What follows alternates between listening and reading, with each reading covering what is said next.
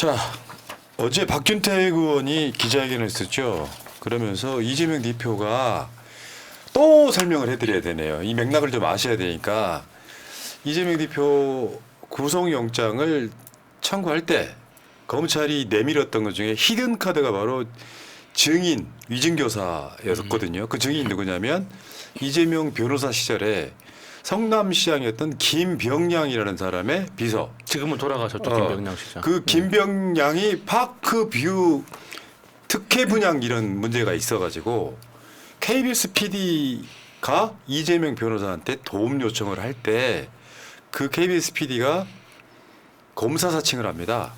그때 옆에 있었던 이재명 대표가 같은 죄로 엮여서 계속 이재명 대표의 전과에 따라다니는 거예요. 예. 검사 사칭이라고. 예.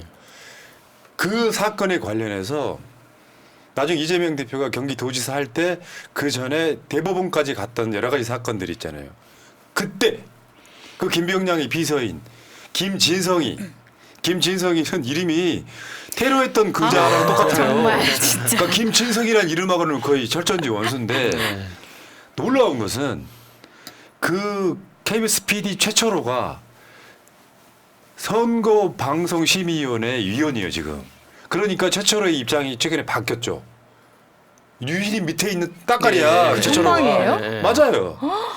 그래서 나중에 이 바뀌었는데 문제는 그 김병량 비서한테 했던 통화를 국민의힘의 이름도 거룩한 박정훈이 나 열받네.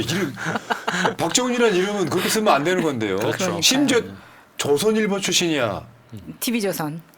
그러니까 박정훈이가. 네. 근데 제가 어제도 말씀드렸지만 통화라고 하는 건 두 사람만의 특수성이 있어요. 두 사람만이 공유하는 어떤 상황에 대해서는 주어 목적어 생략도 되고 예. 맥락이 이상해지는데 그중에 하나만 빼먹어도 맥락이 이상해지는데 그렇죠. 악마의 편집이 문제가 이건 범죄예요.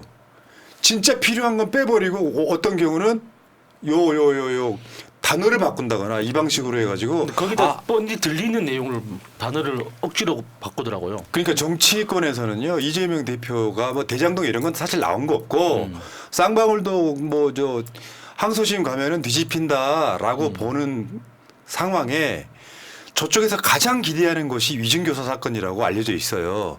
이재명 대표의 의원직을 날릴 수 있는 가장 첫 번째 사건이 위증교사라고 알려져 있는데 그 맥락에서 검찰한테 받은 걸로 예상되는 그 통화 녹취를 조작을 했다. 요거 한번 보겠습니다. 어제 그 박균택 의원이 실제로 저렇게 이제 기자회견을 했는데요.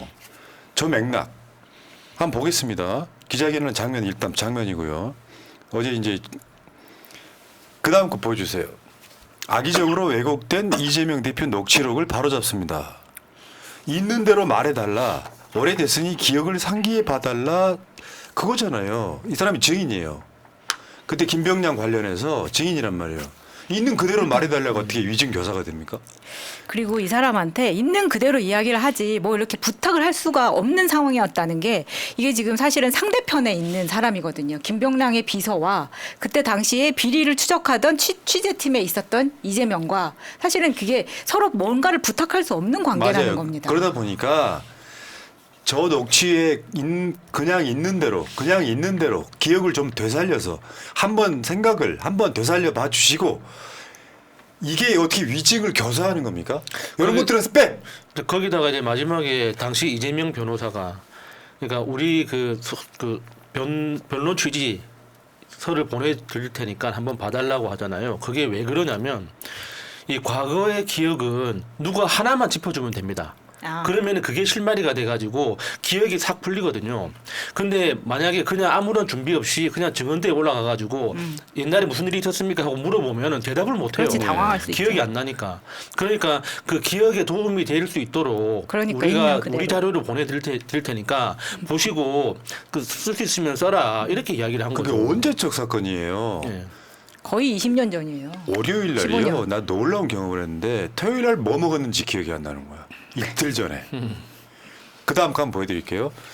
이건 뭐냐면은 앞에 있는 두 줄의 문장 뒤에 밑에 있는 저 5개 대화가 있거든요. 네. 요거 싹 빼버리니까 마지막에 있잖아. 네네.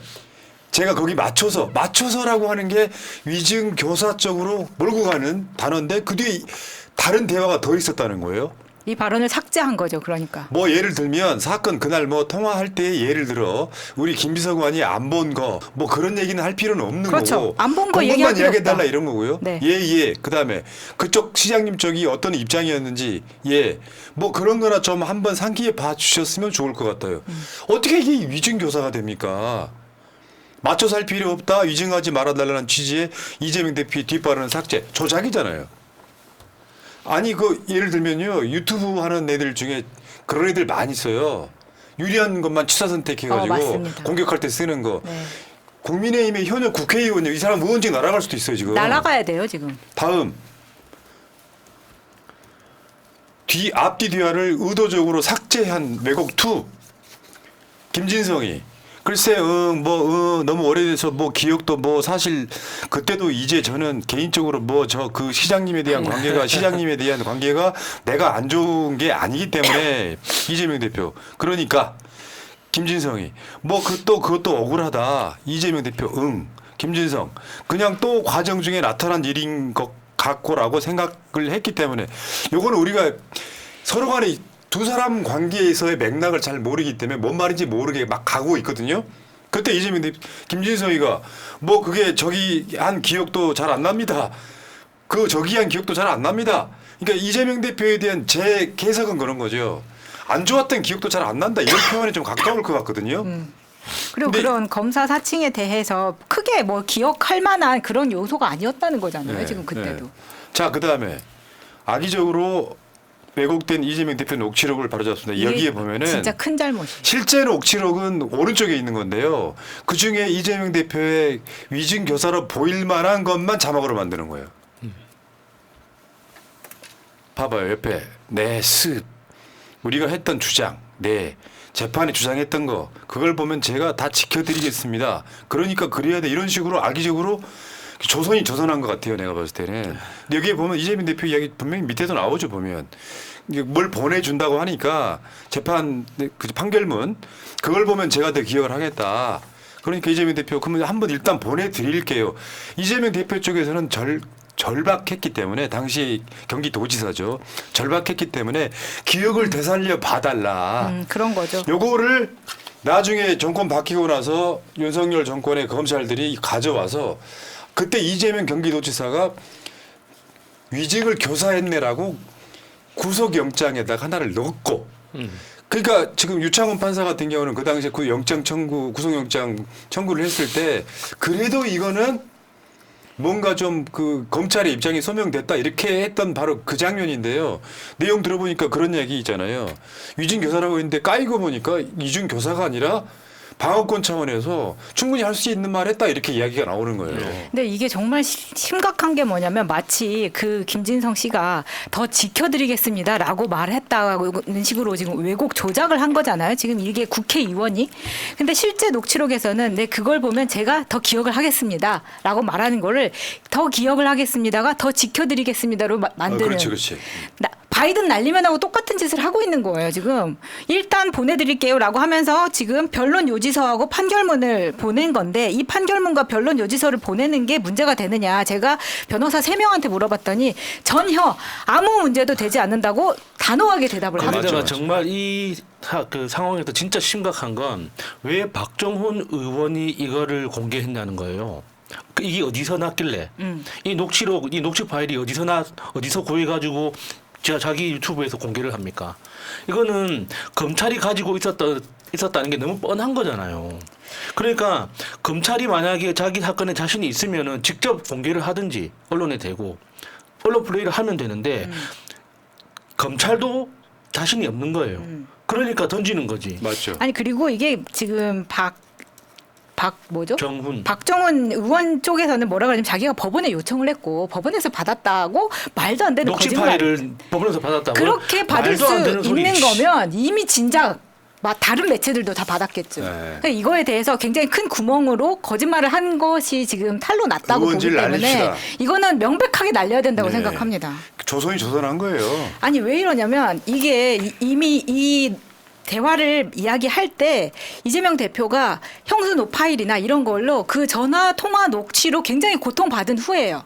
그러면 어떤 전화를 하든지 상대방이 그 녹음을 하고 있을 거라고 생각을 하고 전화를 하는 사람이기 때문에 섣불리 자기와 친한 관계도 아니고 증인으로 나갈 상대편의 시장의 비서한테 뭐 도와달라는 말을 할 수가 있었겠습니까? 말이 안 되는 거죠.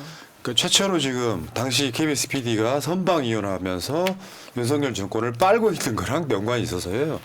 정말 많은 기득권들이 이재명 죽이기에 총동원 됐는데 여러분들 기억하십시오. 검찰발 단독의 50%는 조선이 가져갑니다.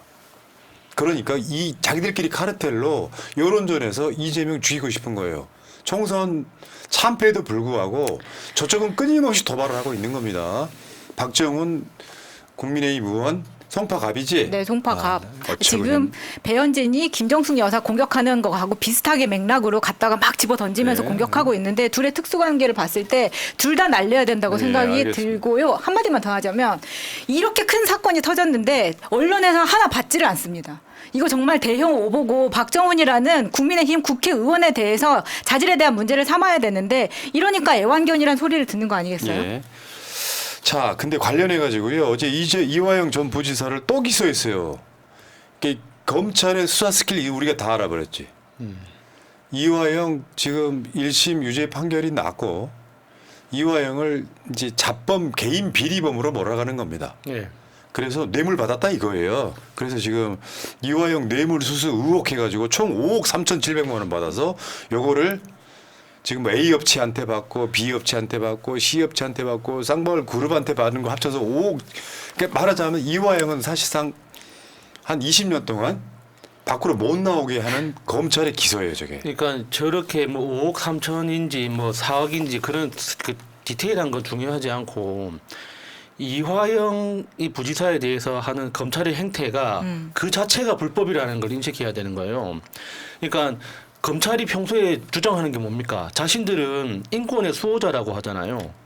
그러니까 피의자가 수사를 받는 과정에서 인권 침해를 받지 않도록 보호하는 역할을 하는 게 검찰이다.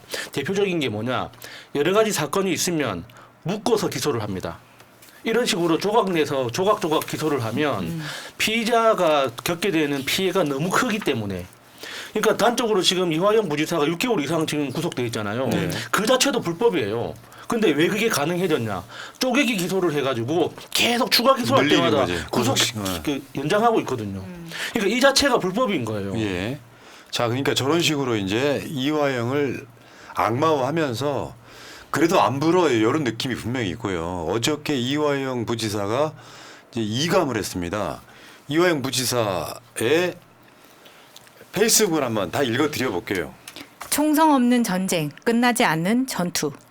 이화영입니다. 저는 오늘 안양교도소로 이감되었습니다. 이곳은 하루 종일 CCTV가 돌아가고 피의자를 감시하는 독방입니다. 접견한 변호사의 말을 빌리자면 징벌방에나 있는 CCTV가 있는 방입니다. 검찰은 번갯불에 콩 굽듯 부랴부랴 저를 이곳으로 이감시켰습니다. 이재명 대표에 대한 기소는 이미 성공하였고 사건 조작 회유에 가담하지 않았던 저는 이대로 감옥에서 썩으라고 던져진 듯합니다. 검찰에 협조하지 않았다는 단지 그 이유로. 이제 저는 이용 가치가 없는 것인지 아니면 다시 압박하기 위함인지 그것도 아니면 다시 회유하기 위함인지는 알 수 없습니다. 이미 기소가 되었으니 저도 돌아서라고 할지 모르겠습니다.